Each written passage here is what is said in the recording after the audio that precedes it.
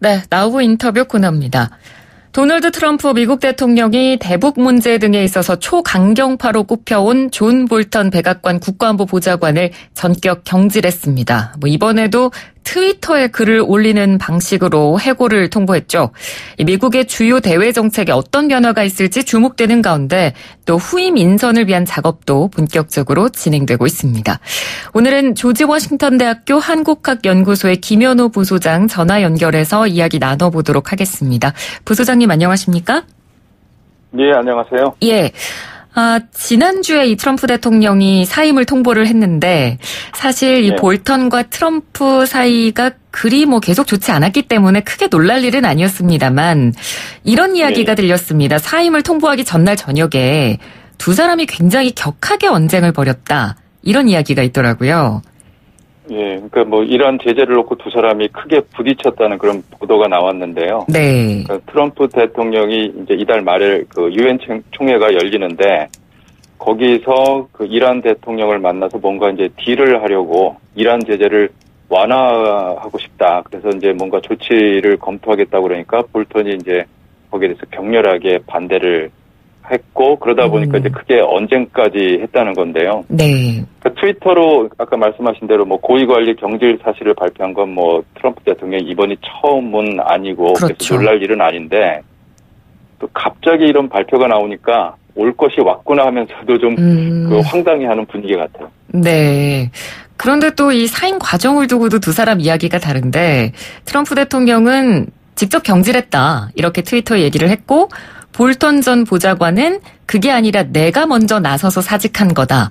이렇게 좀 얘기가 다르거든요. 누구 말이 맞는 걸까요?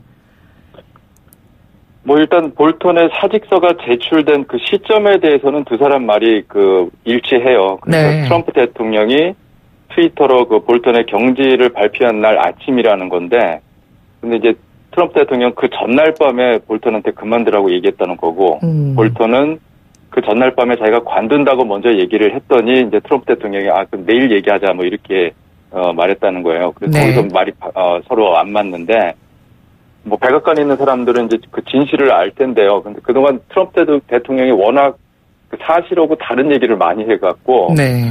이번에도 트럼프 대통령의 말을 좀 의심하는 분위기가 있는 건 확실해요. 그리고 특히 그 경질 발표가 나온 아침까지만 해도 백악관에서는 폼페오 장관하고 문우신 재무장관, 그 다음에 볼턴 국가안보 보좌관까지 3명이 같이 나와서 기자회견을 할 것이다 이렇게 기자들에게 공지까지 했거든요. 네. 그러다가 이제 점심 때 갑자기 이런 발표가 나오니까 백악관에서도 다들 놀랬다 이런 보도가 있어요. 그렇군요. 자, 그러면 이 트럼프 대통령이 볼턴 보좌관을 경질한 이유 직접 설명한 부분 어떤 부분이었나요? 트위터랑 기자들 만나서 똑같은 얘기를 했는데요. 네. 기본적으로 볼턴의 입장하고 자기 입장하고 굉장히 달랐다. 그리고 나뿐만 아니라 행정부의 다른 사람들하고도 볼턴이 입장이 많이 달랐다. 이런 얘기인데요. 근데 이게 전혀 새로울 게 없고, 네. 그리고 그동안 국가안보 여러 현안들에서 이제 볼턴이 강경파 목소리를 대변했고, 그렇죠.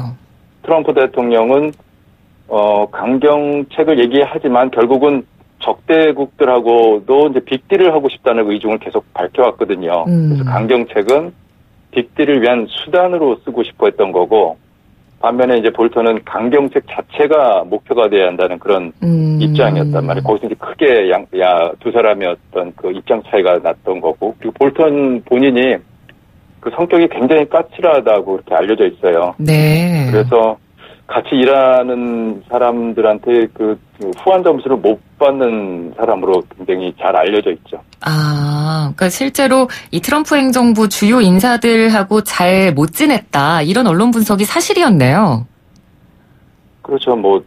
부시 행정부 때도 그 유엔 주재 미국 대사로 발탁을 했지만 결국은 상원 인준 과정에서 이제 문제가 생길 것 같으니까는 뭔가 뭐라고 그러죠? 이제 인준이 필요 없는 휴회 기간 동안에 이렇게 임명을 해갖고 그렇게 보냈잖아요. 그러니까 사실 정치적으로는 그 사람을 끌어모으는 그런 스타일은 아니에요, 볼턴이. 그렇군요. 그렇다면 이 볼턴 전 보좌관 경질 이유에 대해서 미국 내 언론들은 어떤 분석을 내놓고 있나요? 그동안 이제 경질될 것이라는 소문은 많았기 때문에 올 것이 왔구나라는 그 반응인데, 이제 결정적으로는 아프가니스탄 문제가 이제 이번에, 결정적이었다. 그래서 트럼프 대통령은 대선 공약 이행 차원에서 이제 아프가니스탄에서 미군을 이제 철수시키려고 했고, 근데 이제 탈레반하고 아프가니스탄 정부가 어떻게 이제 합의점을 못 찾으니까 양쪽을 미국으로 불러서, 그것도 미국 대통령 별장으로 불러서 빅딜을 딱 성사시키려고 이제 비밀리에 추진을 했는데, 그게 사전에 이제 언론에 유출이 됐거든요. 그래서 비판을 받고, 그 다음에 또 마침 탈레반 그 폭탄 테러로 미군이 숨지고 그러면서 트럼프 대통령이 이 계획을 이제 취소를 해버렸는데, 대통령 입장에서는 이제 굉장히 아쉬운 대목이었죠. 그리고 누가 이걸 밖에다 흘렸냐 알아보니까 볼턴이 뒤에서 그랬다 이런 얘기가 나오고, 볼턴은 펄쩍 뛰었다는 거예요. 오히려 나를 찍어내려고 누군가 지금 이런 음모를 꾸미고 퍼뜨리고 있다. 이런 얘기가 있는데, 하여튼 아프가니스탄 문제가 결정적이었던 것 같아요. 네. 아까도 그런 표현을 써주셨지만, 올 것이 왔다, 이렇게 미국 내에서도 이야기를 하고 있는 것 같고, 그러니까 올 것이 왔다라는 표현을 썼다는 건 그만큼 두 사람이 지금까지 사이가 계속 좋지 않다라는 사실을 반증하는 겁니다. 지금까지 어떤 부분에서 구체적으로 두 사람이 부딪혀 왔나요? 북핵 협상이 대표적이었죠. 볼턴은 기본적으로 북미 정상회담을 절대로 반기지 않았어요. 그러니까 북한에 사탕을 줄 게 아니라 세게 채찍질을 해도 모자를 받는데 어떻게 김정은을 만날 생각을 하냐 이런 입장이었고. 근데 이제 트럼프 대통령은 그렇게 어깃장을 놓는 볼턴이 마음에 안 들어서 하노이 회담할 때는 볼턴의 역할을 이제 공개적으로 눈에 보이게 축소를 해버렸고. 그랬죠. 그리고 판문점 회담할 때는 아예 볼턴을 몽골로 보내버렸잖아요. 그게 없게. 맞습니다. 그리고 이제 이란 문제도 굉장히 크게 부딪혔다고 하는데, 이란이 이제 미군 무인기 격추했을 때 볼턴은 이제 군사 보복을 해야 된다. 그렇게 주장을 해갖고 결국은 그 계획이 이행될 뻔했는데 대통령이 이제 막판에 그걸 철회했잖아요. 그때도 굉장히 불만을 많이 토로했다고 해요. 그러니까 여러 가지 문제에서 하여튼 양쪽의 입장이 안 맞은 거죠. 어찌됐건 이렇게 존 볼턴 전 보좌관이 백악관을 떠났고요. 근데 떠나자마자 굉장히 빠르게 또 움직이고 있습니다. 사흘 만에 본인이 운영하던 후원회 활동도 재개를 하고 이렇게 발빠르게 정치 행보를 이어나가고 있는데, 볼턴 전 보좌관 그러면 앞으로 어떤 방향으로 정치 행보를 이어나가게 될까요? 보통 국가안보 보좌관 같은 그런 고위직에 있다가 경질이 되면은 아무리 불만이 있어도 한동안은 좀 몸을 낮추고, 발언도 이렇게 공개 발언도 자제하고 이러는데, 아까 말씀드린 대로 볼턴 성격이 좀 불같고, 그리고 본인의 어떤 정치적인 신념, 세계관, 이게 굉장히 뚜렷해서, 그래서 벌써 아까 말씀하신 그런 정치 활동위원회도 시작을 했고, 공개적으로 자기 신념을 했으니까 이제 그만큼 대통령과 안 맞다는 걸 또 본인도 재확인하는 거잖아요. 그래서 하여튼 계속 여기저기서 얘기를 하고 다닐 것 같아요. 그리고 언론 입장에서는 이걸 또 최대한 활용하려고 할 것 같고. 그렇군요. 알겠습니다. 어찌됐건 이렇게 볼턴이 퇴장을 하면서 한동안 북미 실무 협상에 진척이 없다가 이제 좀 속도가 붙지 않겠느냐라는 긍정적인 시각이 지금 많이 나오고 있는 상황인데, 트럼프 대통령이 후임자 인선 작업에 들어갔잖아요. 후임으로는 누가 유력한 걸로 미국 내부에선 예측하고 있습니까?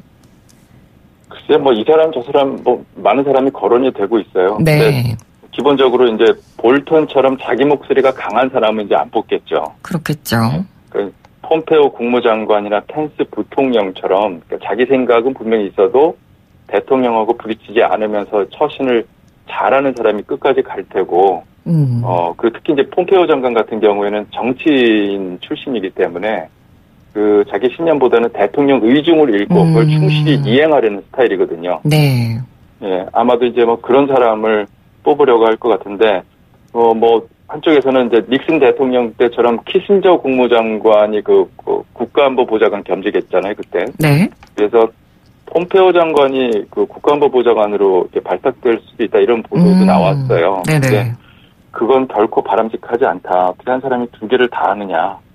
네, 그런 비판도 있어갖고 모르겠어요. 어떤 뚜껑을 열면 또 누가 또 그 낙점을 받을지. 네. 뭐 트럼프 대통령이 지금 후임을 몰색을 하고 있는데 안보 보좌관 하고 싶어하는 사람이 15명이나 있다. 이런 이야기도 했더라고요. 그 자리를 그렇게 욕심이 낼 만한 자리인지 좀 의문이기도 하고요. 네. 뭐 대통령 지근거리에서 미국의 외교 안보 정책을 이제 조정하고 총괄하니까. 네. 그 자리 욕심 내는 사람이 많다는 건 사실 뭐 이상하지 않죠. 근데 이제 과연 트럼프 대통령하고 손발을 맞추면서 일을 하고 싶냐? 네. 이 질문이 나올 때는 이제 또 굉장히 다른 얘기가 될 것 같아요. 네. 이번 주 안에는 뭐 발표가 나겠죠? 네, 뭐 그런다고 얘기를 했으니까요. 네, 알겠습니다. 그러면 이제 후임 인선 작업이 마무리되면 그 다음도 이제 앞으로 중요해질 텐데요. 뭐 북한이 뭐 최선희 외무상도 그렇고 9월 안으로는 어떻게 뭔가 좀 새로운 방안을 내놔라 뭐 이런 식으로 말을 한 상태고, 그래서 북미 실무 협상이 9월 안에도 좀 가능할까요? 어떻게 보십니까? 그러니까 그동안은 이제 북한이 실무 협상을 계속 거부했잖아요. 네. 미국은 이제 하자고 계속 요구를 했던 거고. 그래서 최선희 부상이 얘기를 한 만큼 실무 협상이 열리는 건 어렵지 않을 것 같은데. 근데 이제 내년 미국 대선을 앞두고 양쪽이 이제 시간과의 싸움을 하면서 협상을 해야 하는 상황이라서. 네. 실무 협상이 열려도 쉽게 답을 찾지는 못할 것 같아요. 결국은 또 뭐 이제 정상 수준으로 셔틀 외교로 이제 해답을 찾아가야 하지 않을까. 그리고 문제는 이제 북한이 내년 대선을 앞두고 트럼프가 이제 외교적 치적을 만들어내려고 한다. 그 생각을 잘 읽고 있잖아요. 그러니까는 그렇죠. 마음 놓고 여름 내내 미사일을 계속 쐈고 거기에 대해서 역시 트럼프는 일관되게 북한하고 협상하고 싶다. 단거리 미사일 쏘는 건 큰 문제 안 된다. 뭐 이렇게 얘기를 했으니까. 네. 그걸 알고 있는 북한이 그게 쉽게 양보하려고 하지 않을 테고. 근데 트럼프 대통령도 결코 믿지면서 하는 딜은 원하지 않는 사람이라. 그렇죠. 이런 분위기에서 또 어떤 깜짝 뉴스가 나올지 모르겠어요. 상황을 계속 좀 지켜볼 필요가 있겠다라는 말씀이시군요. 네. 네, 알겠습니다. 오늘 말씀 잘 들었습니다. 고맙습니다. 네, 감사합니다. 네, 지금까지 조지 워싱턴 대학교 한국학연구소의 김현호 부수장과 함께 이야기 나눴습니다. 1부는 여기서 마치고요. 잠시 뒤에 2부 이어가도록 하겠습니다.